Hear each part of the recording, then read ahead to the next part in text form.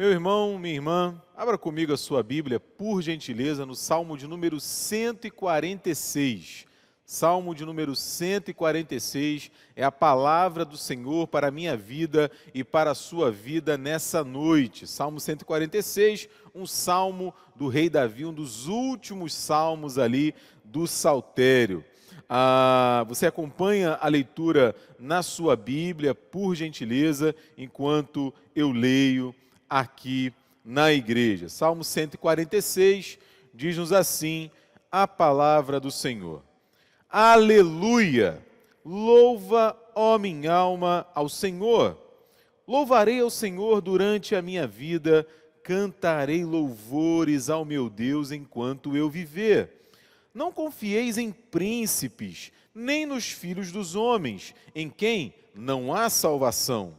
Sai-lhes o espírito e eles tornam ao pó.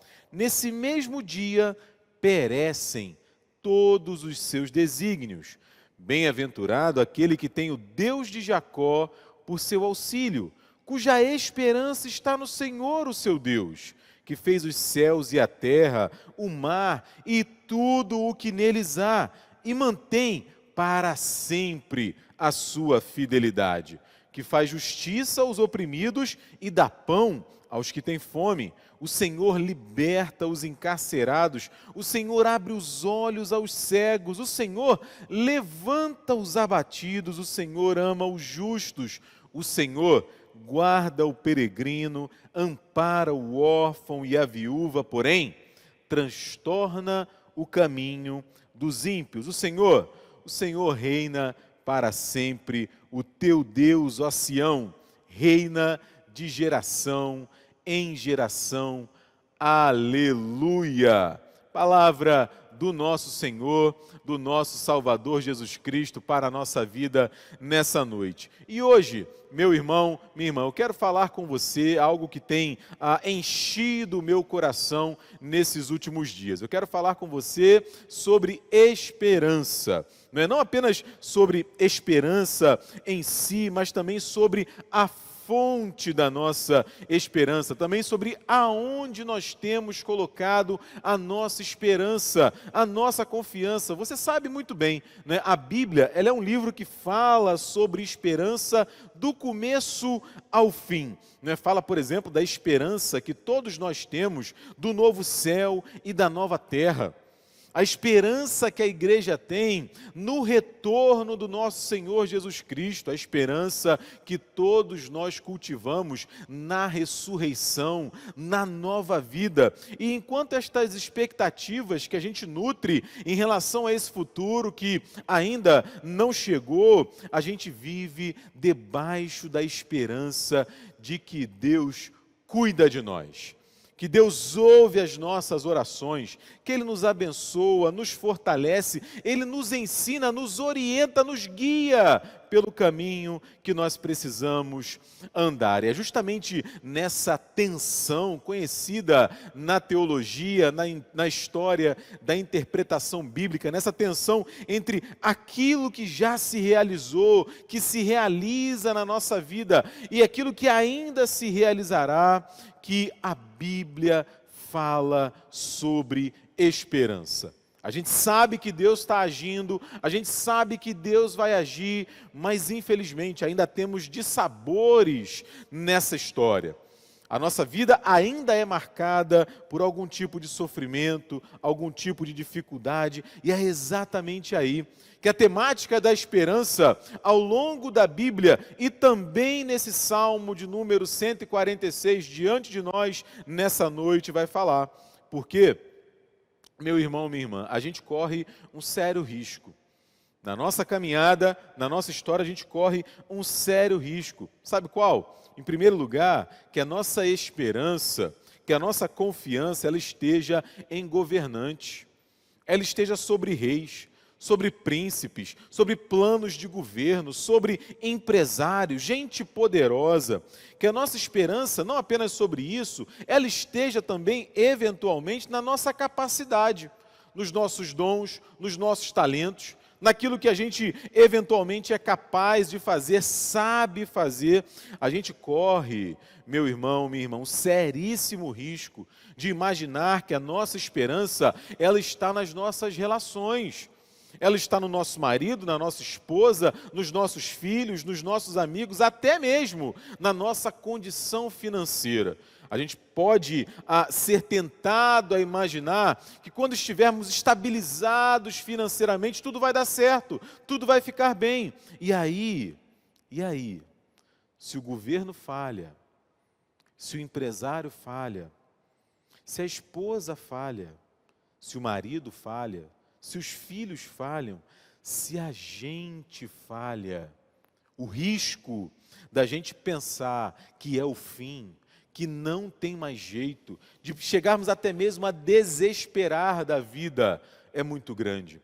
É por isso que a Bíblia, ao longo das suas páginas e também nesse Salmo 146, nos ajuda a acalmar o nosso coração, a direcionar o nosso olhar para o lugar certo, como óculos bem ajustados, a Bíblia, a palavra do Senhor, o Salmo 146 nos ajudam a enxergar exatamente aonde está a nossa esperança. Então, como a gente sempre faz, a gente vai dar uma olhada no texto, uma sobrevoada no texto, e aí recolher dele algumas das suas lições. Vamos juntos, então? Bom, como eu já falei no início aqui do nosso encontro, da nossa fala, a gente está no livro dos Salmos, não é? Num dos últimos capítulos dos Salmos, o Salmo de número 146, que é assim o livro de orações, o livro de música do povo de Israel do povo de Deus ao longo da sua história. Uma característica muito comum a estes últimos salmos do Saltério, esses 6 últimos salmos, do 145 até o 150, além de todos eles serem de autoria do rei Davi, todos eles, sem exceção, depois dá uma olhada aí na sua Bíblia, começam com uma chamada, com um convite à adoração, uma convocação ao louvor. Também por isso todos eles são chamados de louvores de Davi. Todos eles são salmos que consideram a grandeza, consideram o poder, consideram a ação de Deus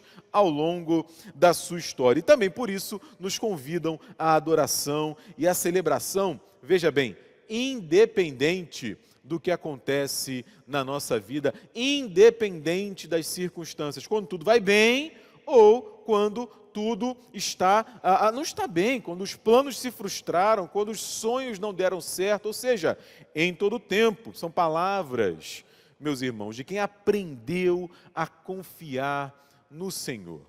Palavras de quem aprendeu a colocar em Deus a sua esperança. Então vamos olhar aí os versículos desse salmo e atentar para a palavra do rei Davi. Em primeiro lugar, nos 2 primeiros versículos, Davi apresenta para mim e para você, assim, uma convicção pessoal. Uma convicção pessoal do louvor a Deus. Não é? O Davi não faz um convite que ele mesmo não creia. Ele começa nesses versículos 1 e 2 falando do seu próprio compromisso, do seu próprio desejo de permanecer louvando ao Senhor em todo o tempo. Como eu falei agora há pouco, não apenas quando tudo vai bem, não apenas quando Deus, por exemplo, responde às suas orações. Ele diz: eu louvarei ao Senhor durante a minha vida. Eu cantarei louvores ao meu Deus enquanto eu viver. Veja, é o desejo do salmista que os seus leitores, que os seus ouvintes, que aqueles que vão entoar essa canção ao longo da história se unam a ele nesse compromisso e, claro, nesse grande privilégio que todos nós temos de louvar ao Senhor. E aí me vem à mente, meu irmão, minha irmã, porque como discurso isso é maravilhoso, não é? A gente assumir um compromisso de louvor, um compromisso de adoração ao Senhor em todo o tempo, isso é muito bonito, não é? E nós somos tentados a pensar, olha, no discurso isso aí é legal, né? Agora na prática, como se costuma dizer, são outros 500. E aí eu me lembro de um texto, de uma passagem passagem na história do rei Davi, o autor desse salmo, que está fazendo para a gente esse convite que nos ajuda a pensar sobre isso. Não é? A morte do primeiro filho de Davi com Batseba.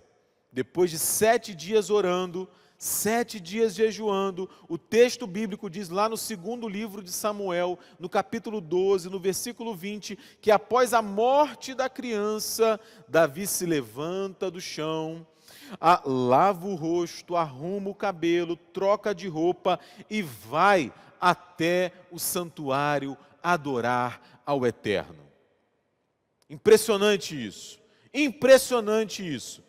Isso, meu irmão, minha irmã, é um exemplo de adoração a Deus, de celebração ao Senhor todos os dias da vida, enquanto eu viver, até mesmo quando um filho acaba de morrer. Essa aqui, sem dúvida, deve ser uma das maiores dores de qualquer ser humano, ter que ir contra o curso natural da vida e enterrar o seu filho. E aí a lição prática que a gente tem com Davi aqui, nesses 2 primeiros versículos, é que eu e você, meus irmãos, nós somos chamados a louvar a Deus.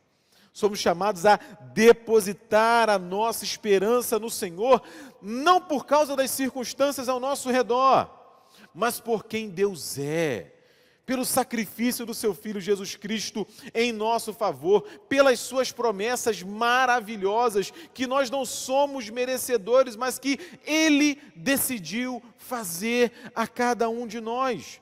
O Davi nos ajuda a entender esse tipo de vida, esse tipo de relacionamento com Deus, nos versículos seguintes desse salmo que a gente vai ver agora. Então a gente viu um primeiro argumento sobre essa chamada à adoração, à celebração do Senhor em qualquer momento, em qualquer circunstância. Por quê? Diz aí os versículos 3 e 4, e a gente pode sintetizar dessa maneira, que é um equívoco. É um grande equívoco colocar a nossa esperança em qualquer coisa, em qualquer pessoa diferente do Senhor. É um grande equívoco, é um grande erro colocar a nossa esperança em qualquer coisa, em qualquer pessoa diferente do Senhor. A paráfrase bíblica de A Mensagem, aí nos versículos 3 e 4 do Salmo 146, nos convida a seguinte leitura e a seguinte reflexão. Ele diz assim, o reverendo Eugene Peterson, que é o tradutor dessa paráfrase bíblica, que é A Mensagem. Ele diz assim, não confie sua vida nas mãos de especialistas que não sabem nada da vida da salvação. Os homens, ou seja, os seres humanos, eles não preenchem esse requisito. Quando eles morrem, o projeto deles morre com eles. Veja, por que o tradutor ele opta aqui por especialistas, e não príncipes ou filhos dos homens, como diz aí a tradução literal que nós utilizamos como Almeida, Revista e Atualizada? Porque aqui no texto, meus irmãos, príncipes, essa palavra, ela não diz respeito necessariamente aos filhos dos reis. Os filhos dos reis, necessariamente, são os príncipes. Mas aqui o texto está falando de todo aquele que é, de alguma maneira, investido de poder. Todo aquele que, de alguma maneira, ou tem um grande poder, um rei, um monarca, um primeiro-ministro, um presidente, um general, enfim, alguém investido de um grande poder, ou também um pequeno poder. Relacionado, claro, a esse grande poder, por exemplo, um síndico, um médico, um prefeito, um governador e até mesmo um pastor. Alguém que é empossado, é investido por Deus, pela comunidade para guiar, para conduzir a igreja. Ou seja, em outras palavras, o que o Davi está dizendo aqui é o seguinte, olha, não faz sentido. Não faz sentido colocar a sua esperança, os seus anseios, as suas expectativas em seres humanos, por mais poder terreno que eles tenham. No final das contas, eles são humanos como nós. E quando eles encontrarem a morte, todos os seus planos, bons ou maus, serão sepultados junto com eles. É isso que o texto está falando. E é muito comum, infelizmente, né, muito comum, não apenas na nossa cultura aqui no Brasil, né, mas em outros lugares também, outros povos, a crença, a ideia de que alguém poderoso vai resolver os meus problemas. Né? Sejam eles da natureza que for. Eu lembrei aqui pelo menos de 3 circunstâncias em que isso é muito comum de acontecer. Acredito que você vai concordar comigo, né, que isso costuma acontecer, por exemplo, no esporte. Né, costuma acontecer no esporte. A gente olha para a seleção brasileira e pensa, meu Deus, o que vai ser a seleção brasileira sem o Neymar? O que vai ser a seleção brasileira sem o Ronaldo Fenômeno, sem o Ronaldinho Gaúcho, sem o Romário, sem o Pelé, sem o Garrincha? O que vai ser a seleção argentina, para falar desse período da história, sem o Messi? O que vai ser o Flamengo no dia que o Gabigol sair? A gente vai colocando a nossa esperança sobre pessoas específicas na seleção do nosso país, no clube do nosso coração. E aí, quando eles falham, quando eles faltam, porque humanos são, né, a tristeza toma o nosso coração. Não apenas isso, mas na política isso também costuma acontecer, e costuma acontecer muito, não apenas no esporte. Né? A gente imagina que aquele candidato, aquele homem, aquela mulher, né, com o seu preparo, com a sua capacidade, ele vai resolver todas as mazelas da nossa cidade, do nosso estado, do nosso país, do nosso bairro. Não, o programa dele de governo é bom. E aí a gente vai vendo os debates inflamados e como a gente fala de forma apaixonada dos nossos candidatos, mas a gente sabe, eles são falhos, elas são falhas, não existem salvadores da pátria. Agora, é de se espantar de fato. Mas isso não costuma acontecer apenas no esporte, apenas na política, isso acontece também na igreja. Isso acontece também na igreja, na religião. A gente imagina que aquele pastor, aquela mulher de Deus, aquele homem de Deus, eles sim Deus ouve. A eles sim Deus ouve. A oração deles é poderosa. E a gente tem visto nos jornais, ao longo da história, quando o tempo passa, elas podem sim falhar, podem sim cair, porque são seres humanos. E aí levam consigo uma fila de seguidores que eram discípulos daquelas pessoas e não discípulos de Jesus. Veja, na história de Israel, meus irmãos, não foi diferente. O povo de Deus teve sim, ao longo da sua caminhada, reis, sacerdotes, homens e mulheres que eram muito bons e abençoaram o povo, mas também tiveram homens muito ruins. O reverendo Emílio Garofalo, ali de Brasília, da Igreja Presbiteriana Semear, comentando esse texto, ele diz o seguinte, veja só, né, mesmo bons governantes tinham suas terríveis manchas, como fica claro nas vidas de Davi e de Salomão. Mas Deus nunca esteve preso aos mandos e desmandos do rei. Ele inclina o coração do rei e usa tanto homens segundo o seu coração, quanto homens com coração de pedra, para atingir os seus propósitos. De Faraó a Nabucodonosor, todos têm de se ater aos planos divinos. Nós temos a tendência de colocar a confiança em príncipes, em governantes poderosos, mas o salmista lembra bem, neles não há salvação. E eu acredito que seja importante abrir aqui um pequeno parênteses, né? Porque eu não estou dizendo, com tudo isso, e muito menos o salmista está dizendo isso, por conta de 2 coisas. Né? Primeiro, que eu e você, enquanto cristãos, ou pelo fato de sermos cristãos, devemos ser alienados politicamente, por exemplo. É claro que não. Eu não estou dizendo isso. Os profetas são exemplos bíblicos da preocupação social, da justiça social, do envolvimento com a cidade.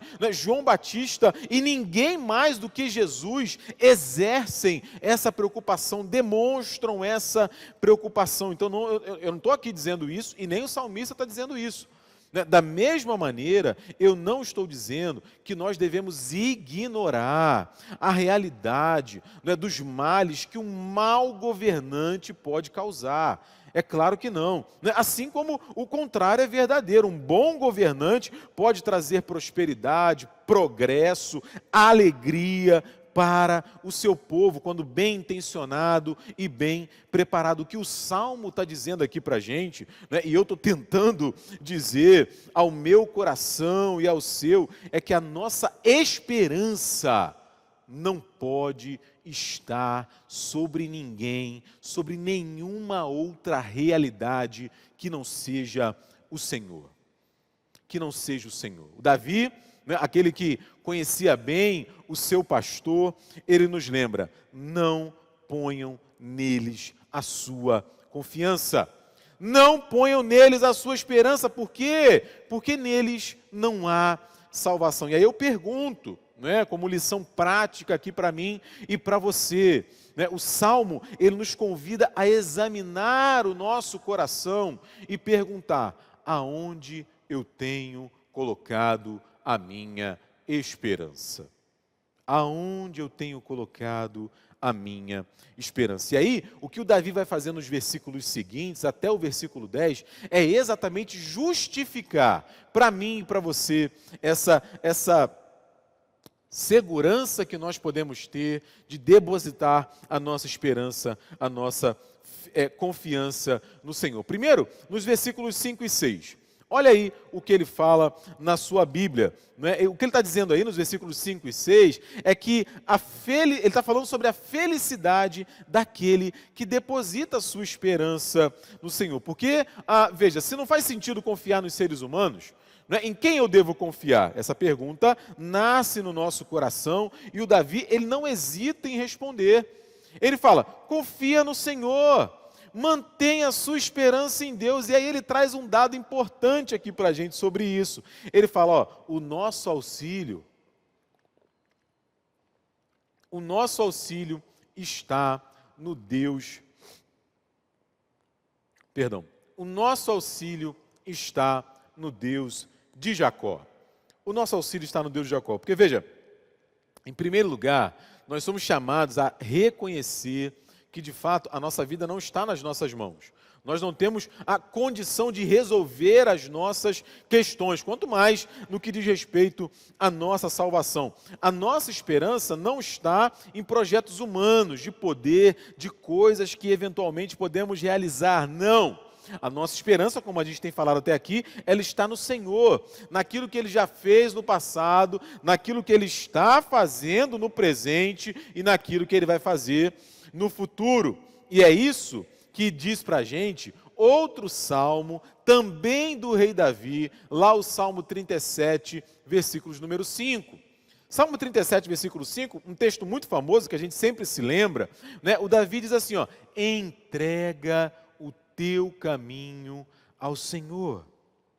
Entrega o teu caminho ao Senhor, confia nele e o mais ele fará. Ou seja, é preciso entregar, é preciso confiar, mas por outro lado, ainda que me falte essa fé, como aquele pai que se encontra com Jesus e fala que até cria, mas pede ajuda a Jesus na sua falta de fé. Se eventualmente me falta essa entrega, essa confiança, nada disso vai impedir de Deus agir em meu favor. Porque Deus não age em meu favor, meu irmão, minha irmã, por algo que eu faça. Ele não depende de mim para agir. Ele age motivado pelo seu próprio amor, pela sua própria palavra. Essa consciência de que Deus está agindo, essa entrega, essa confiança, ela é benéfica para mim. Ela é benéfica para mim porque ela traz paz para o meu coração.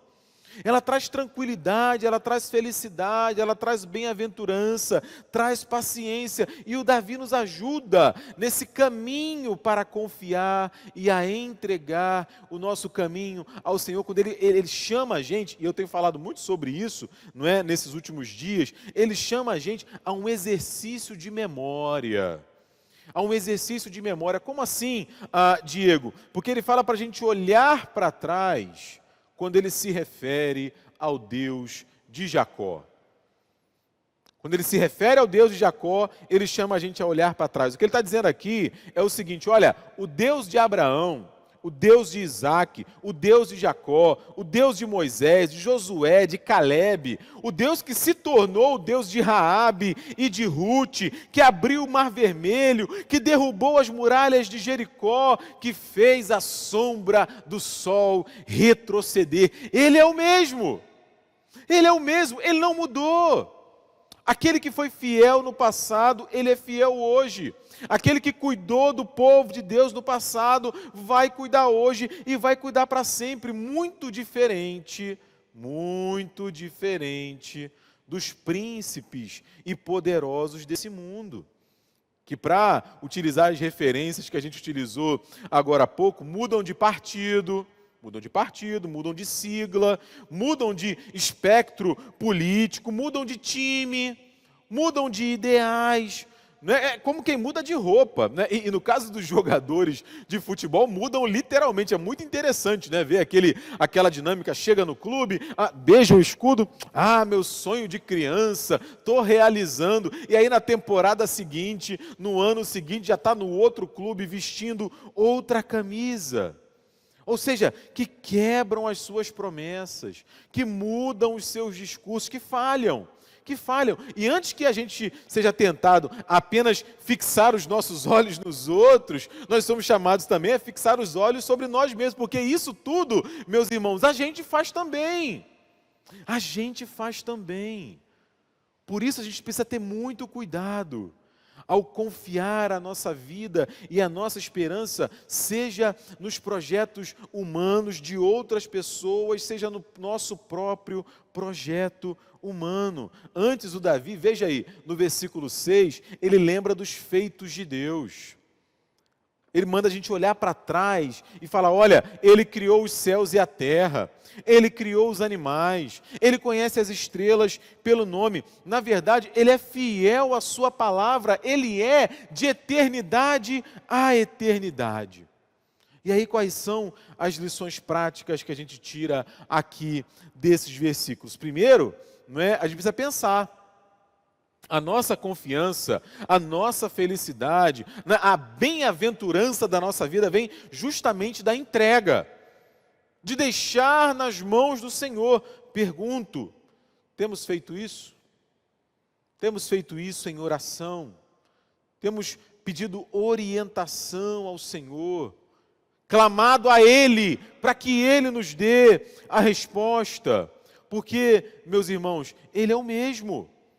Ele é o mesmo, Deus de Abraão, de Isaac, de Davi, de Noemi, de Sara, de Rute, é o meu Deus, é o seu Deus. Ele continua operando na nossa vida.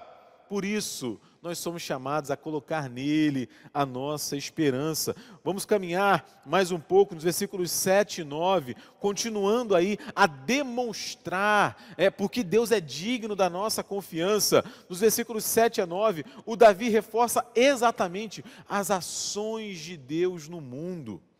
As ações de Deus na história, essas ações de Deus no mundo, meus irmãos, elas são as provas incontestes de que Deus é digno da nossa confiança. Deus continua agindo, e é interessante notar aqui que a gente vê não apenas as boas intenções de Deus, mas também a sua capacidade de agir. Deus não apenas promete, Ele cumpre. Deus não apenas tem boas ideias, Ele as executa. E isso pode ser visto ao longo da história, diz o Davi. E principalmente na realidade daqueles que mais precisam. Na realidade daqueles que são mais necessitados. E aí é um ponto sensível, uma vez mais, para os príncipes desse mundo, como Davi está falando no texto. Porque os príncipes, os governantes, os poderosos do nosso tempo, eles têm falhado vez após vez ao longo da história, por exemplo, ao fazer justiça ao oprimido, ao alimentar o faminto. ao libertar os prisioneiros, ao curar enfermos, a levantar os desanimados, a cuidar do justo, do estrangeiro, do órfão, da viúva, e não apenas ações positivas, benéficas, vamos dizer assim, mas também, diz aí o salmista, e eu chamo a sua atenção aqui para isso, não é? Diz ele que Deus transtorna o caminho do ímpio. Deus transtorna o caminho do ímpio. E aí, não é, muitas vezes, os poderosos da terra, ao longo da história, eles oprimem o povo. Eles prometem e não cumprem.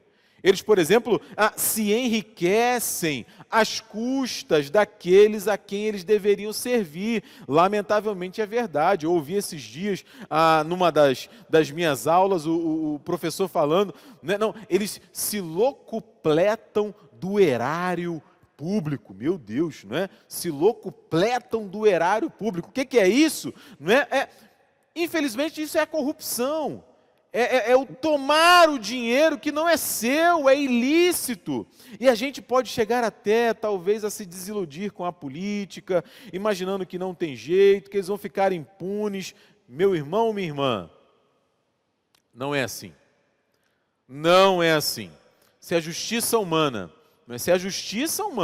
como a gente tem visto no Brasil, nesses últimos anos, até de algumas maneiras inéditas, ela tem agido, não é? Embora possa se discutir que às vezes ela é falha e tudo mais, mas ela tem agido, e louvado seja Deus por isso. Por outro lado, a justiça de Deus não falha e não falha jamais.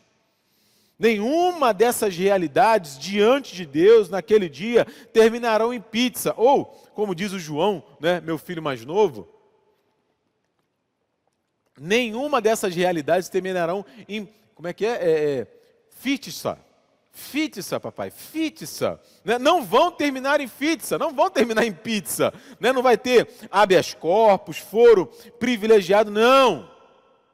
Deus está dizendo aqui, Davi está dizendo aqui, que Deus transtorna o caminho dos ímpios. Por outro lado, Ele ajuda, Ele abençoa aqueles que precisam dEle, aqueles que nele confiam. E Ele faz isso no Israel antigo, vale muito a pena notar isso aqui, exatamente como Cristo faz no seu ministério. Deus no Antigo Testamento, Jesus Cristo no seu ministério entre nós, Ele abençoa o estrangeiro, Ele abençoa a criança, Ele abençoa a viúva, Ele abençoa a mulher. No seu ministério Ele repete os mesmos feitos do Deus de Jacó, reafirmando essa esperança que nós podemos depositar no Senhor e na pessoa de Jesus Cristo. É interessante isso, não é? Porque a gente tende a pensar que isso é algo meio abstrato. Não, Diego, eu creio, mas é difícil, sabe como é? O dia a dia e tudo mais, às vezes bate de fato aquela bad, não é? Como o pessoal está falando hoje, bate aquela desesperança, aquele medo, aquela insegurança. E aí o Kevin DeYoung é um pastor norte-americano. Ele tem um livro que chama Super Ocupado. E aí ele fala com a gente aqui sobre isso. Olha o que ele diz. Ele diz assim, para a maioria de nós,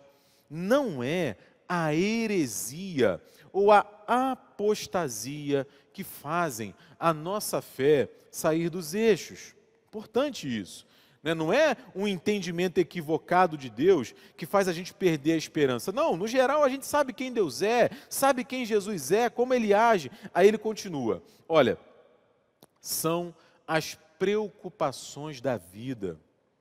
Você tem que consertar o carro, o aquecedor de água pifou, a criança precisa ir no médico, eu ainda não fiz a declaração do imposto de renda, a conta no banco está vermelho, eu prometi à minha mãe que eu vou consertar a torneira dela, o planejamento para o casamento está atrasado, o concurso, o exame para a OAB está chegando, eu não estudei como eu deveria, eu preciso mandar mais currículo, o tanque do carro está vazio, a pintura precisa de reparo, a cortina está caindo, a máquina de lavar está fazendo um barulho ensurdecedor.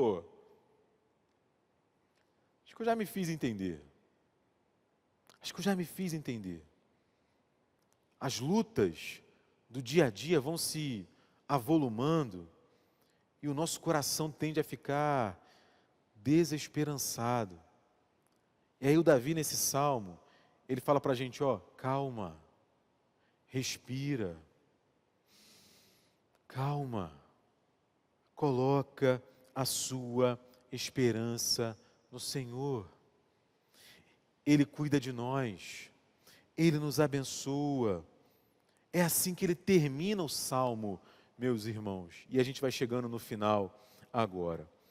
O seu reinado, diz aí o versículo 10, o seu reinado, ele é eterno. Porque o reinado dele é eterno, ele mantém segura, ele mantém viva a nossa esperança. É assim que termina o salmo, com uma confissão de fé de Davi. Uma confissão de fé nesse Deus que reina para sempre. Aliás, ele termina exatamente como começa. Aleluia! Louvado seja o Senhor que reina para sempre. E aqui é mais uma vez um ponto sensibilíssimo para os príncipes, para os poderosos desse mundo, que por mais incríveis que sejam, por mais gloriosos que os seus impérios, que os seus reinados se demonstrem, eles acabam. Eles acabam. Pensa aí nos imperadores romanos, no Gengis Khan, nos impérios babilônicos, persas, nos faraós, nos grandes presidentes, primeiros ministros, Winston Churchill, Margaret Thatcher, presidentes dos países, por mais brilhantes e poderosos que tenham sido, o reinado deles acaba. Acaba. Mas o reino do Senhor permanece para sempre.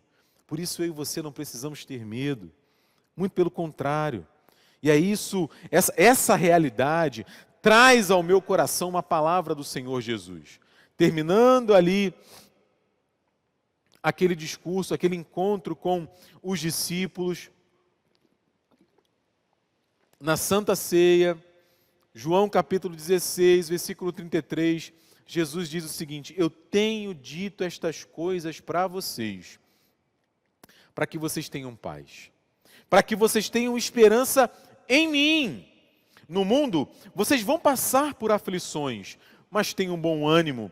Tenham bom ânimo por quê? Porque eu venci o mundo e o meu reino é eterno, o meu reino é para sempre. O meu reino é para sempre. Concluindo, meus irmãos, a esperança no Senhor é o que nos mantém de pé. É o que dá sentido à nossa vida, alimenta o nosso coração, é o que nos faz levantar todos os dias pela manhã da nossa cama. E a Bíblia é um livro de esperança. A Bíblia é um livro de esperança para hoje e para a eternidade. E aí, diante dos embates, diante das frustrações, das dores, das dificuldades, desse número arrasador de mais de 500 mil pessoas mortas somente no Brasil pela Covid, a gente pode até ser tentado a desesperar, perder a esperança, imaginando, olha, não tem jeito, não tem caminho, não tem para onde ir, o que fazer, mas louvado seja o Senhor. Louvado seja o Senhor, que nos lembra que nós podemos sim ter esperança.